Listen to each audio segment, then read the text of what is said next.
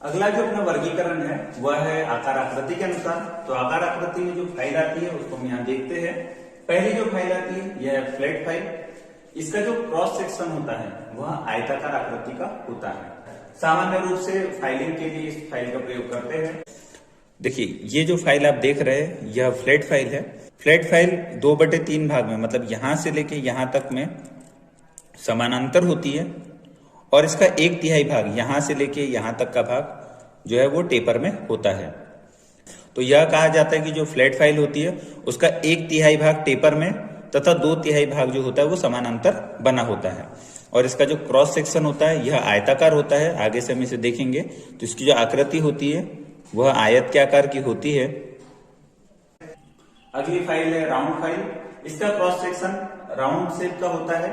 इसका प्रयोग किसी जॉब में गोल आकृति बनाने के लिए किया जाता है। ये जो फाइल हम देख रहे हैं यह राउंड फाइल है। इसका क्रॉस सेक्शन जो होता है यह राउंड शेप का होता है, वृत्ताकार शेप का। इस फाइल का प्रयोग किसी जॉब में राउंड शेप बनाने के लिए किया जाता है। राउंड फाइल का जो साइज है वह इसके डायमीटर से लिया जाता है। उसके बाद अगली जो फाइल आती है वह है हाफ राउंड फाइल। इसका आकार अर्धचंद्राकार या अर्धवृत्ताकार होता है। वह है हाफ राउंड फाइल। यह अर्धवृत्ताकार शेप में बनी होती है। इसका जो क्रॉस सेक्शन होता है यह अर्धवृत्ताकार शेप का होता है। यह किसी जॉब में हाफ राउंड शेप या अर्धवृत्ताकार शेप बनाने के लिए प्रयोग में लाई जाती है। अगली जो फाइल है इसके अंतर्गत वह है स्क्वायर फाइल। इस फाइल का क्रॉस सेक्शन जो होता है वह स्क्वायर शेप का होता है। इसका प्रयोग किसी जॉब में स्क्वायर आकृति बनाने के लिए किया जाता है। अगली जो फाइल है वह है स्क्वायर फाइल। इसका क्रॉस सेक्शन स्क्वायर आकार का होता है। इसकी आकृति आप देख पा रहे हैं। इसका आकार आकृति जो है ये स्क्वायर आकार की है। उसके बाद जो फाइल आती है वह है ट्रायंगुलर फाइल। अगली जो फाइल है आकार आकृति के अनुसार वह है ट्रायंगुलर फाइल। इसका प्रयोग किसी जॉब में 60 डिग्री के कोण बनाने में किया जाता है। इसे 3 स्क्वायर फाइल भी कहा जाता है। इसके एक भुजा का मान, एक कोण का मान 60 डिग्री होता है। अगली फाइल है हैंड फाइल। इसका अन्य नाम सेफ एज फाइल भी होता है।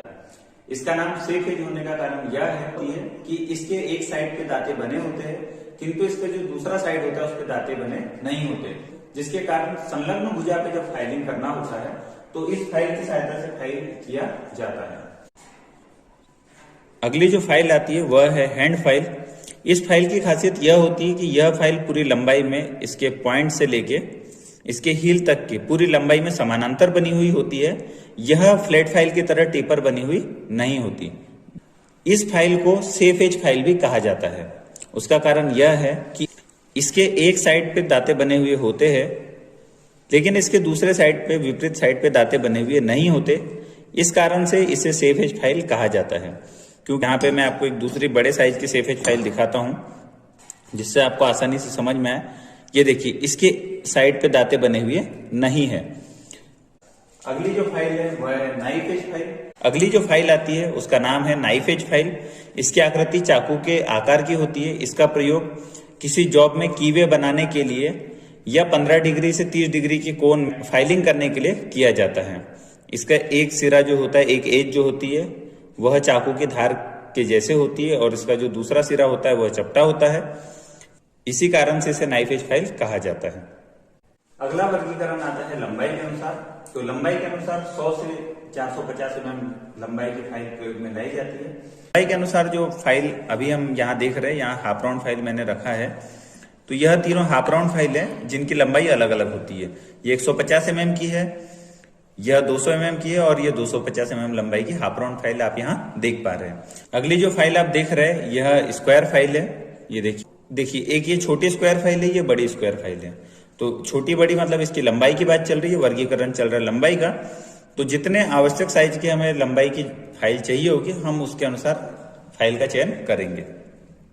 मैंने 2 राउंड फाइल रखा है। एक छोटे साइज की राउंड फाइल है 200 mm की, और ये जो बड़ी राउंड फाइल है ये 300 mm की राउंड फाइल है।